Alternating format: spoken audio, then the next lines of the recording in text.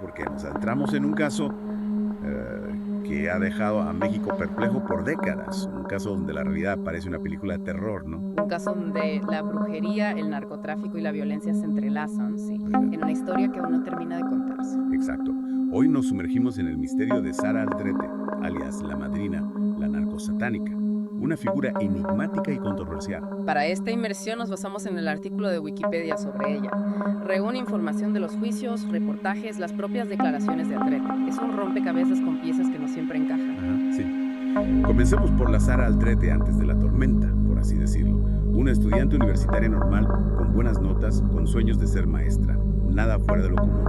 Esa es la parte más escalofriante. Una joven con un futuro prometedor que termina vinculada a un culto de narcosatánicos liderado por Adolfo de Jesús Constanzo, el Padrino. ¿Cómo se cruza esa línea que lleva a alguien de una vida ordinaria a un mundo de oscuridad? Para entenderlo, tenemos que hablar del culto y sus prácticas.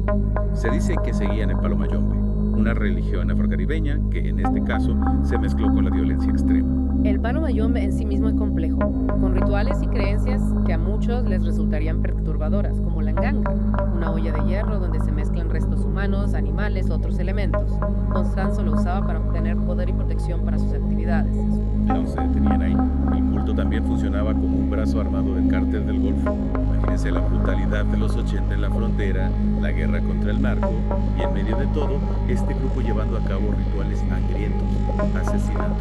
Un caso que conmocionó a la opinión pública fue el asesinato de Muammar Kirkuk, un turista estadounidense. Este crimen desató una cacería implacable por parte de las autoridades mexicanas, presionadas por Estados Unidos, con la atención del mundo entero sobre ellos. Imagínense la presión, la indignación, el miedo. Finalmente, el culto se refugia en la Ciudad de México, donde se produce un tiroteo con la policía. Hay muertos, arrestos, y entre los sobrevivientes está Sara Aldrete, la madrina. Y aquí es donde la historia da un giro aún más misterioso.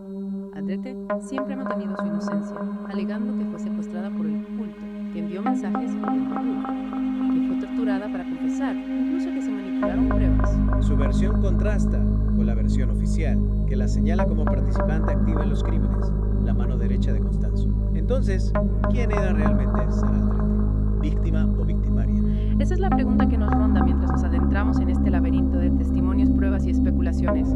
¿Estaba realmente al mando o era una prisionera más del culto? Tendremos que analizar las evidencias, las versiones contradictorias y la influencia de los medios para intentar al menos acercarnos a la verdad. Y es que este caso desde el principio estuvo marcado por el sensacionalismo.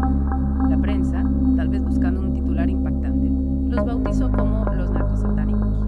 Un nombre que sin duda evoca imágenes tenebrosas y alimenta la curiosidad. Y claro, con una historia tan escabrosa, Hollywood no tardó en llegar. Películas como Perdita Dorado, por ejemplo, se inspiraron en la historia de los narcosatánicos. Aunque, como suele suceder, con ficción y exageración. Claro, rara vez puede resistirse una historia así, tan llena de misterio y de violencia. Pero, ¿cómo influyen estas representaciones en la percepción pública? Esa es la clave. ¿Hasta qué punto la imagen que tenemos de Sara Aldrete, en todo este caso, ha sido moldeada por el cine, las series, los documentales? Es imposible negar el poder de los medios para crear narrativas y moldear la opinión pública. Y en un caso como este, donde las versiones son tan contradictorias, la influencia de los medios puede ser aún más significativa. No solo el cine, también hay documentales, podcasts, libros, todos abordando el caso de los narcosatánicos desde diferentes ángulos. Es como si cada uno tuviera su propia interpretación, su propio enfoque, a veces buscando la verdad, a veces buscando el impacto. Lo importante, como siempre, es ser conscientes de esa multiplicidad de voces, ¿no? Y perspectivas, que no nos quedemos con una sola versión de la historia, que cuestionemos, que investiguemos, que formemos nuestra propia opinión. Y sobre todo, recordar que detrás de los titulares, de las imágenes impactantes, hay personas reales. Exacto. Como Sara Aldrete, una mujer que, culpable o inocente, ha pasado décadas tras las rejas, cargando con el peso de un caso que sigue generando debate. Un caso que nos enfrenta a preguntas difíciles. ¿Es posible conocer la verdad en un caso como este? Donde las emociones, los prejuicios, las agendas ocultas se entrelazan. Donde la línea entre la realidad y la ficción se vuelve borrosa. Podemos saber con certeza qué ocurrió en aquel rancho en Matamoros. O el misterio de los narcosatánicos seguirá alimentando especulaciones y teorías durante años. Son preguntas que te invitamos a explorar, a investigar, a reflexionar, a no conformarte con las respuestas fáciles, a buscar más allá de la superficie. Porque en este caso, como en muchos otros,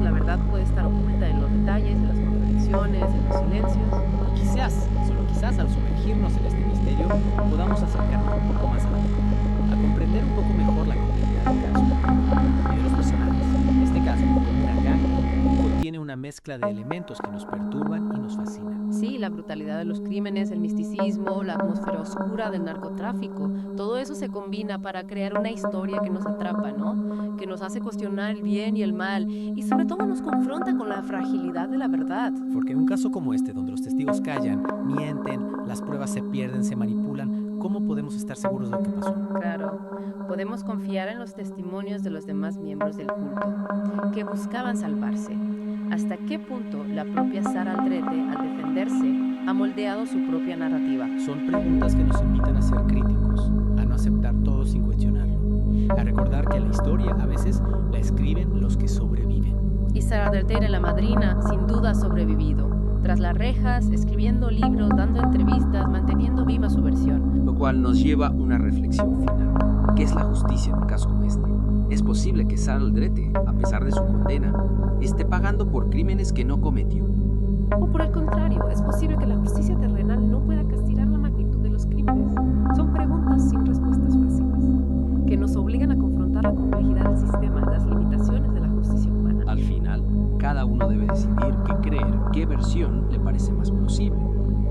Pero lo importante es no olvidar este caso, que no se pierda la información diaria. Exacto, que sigamos cuestionando, investigando, buscando la verdad por más extrema que sea. Porque la memoria es la única arma que tenemos contra la oscuridad. Y en un caso como este, donde la justicia parece tan escurridiza, la memoria es más importante que nunca. Esperamos que esta inmersión en el misterio de la madrina te haya dejado con más preguntas que respuestas.